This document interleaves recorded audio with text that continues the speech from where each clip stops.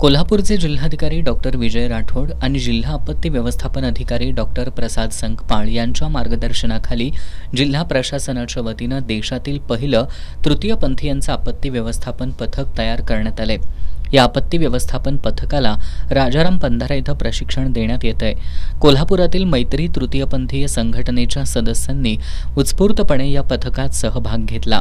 संघटनेच्या अध्यक्षा मयुरी आळवेकर यांच्यासह शिवानी गजबर आणि त्यांच्या सर्व सहकारी सदस्यांना सध्या राजाराम बंधारा इथं प्रशिक्षण देण्यात येत आहे।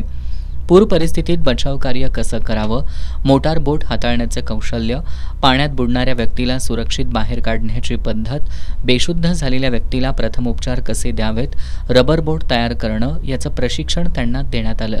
आपत्ती व्यवस्थापन पथकातील कृष्णात सोरटे, प्रथमेश येरुडकर, रोहित जाधव, सोमनाथ सुतार, शैलेश हांडे, प्रीतम केसरकर, सुदेश चव्हाण, आदिनाथ कांबळे, अविनाश चरापले, अमर पाटील, साहिल कोळी या आपदा मित्रांकडून हे प्रशिक्षण देण्यात येत आहे।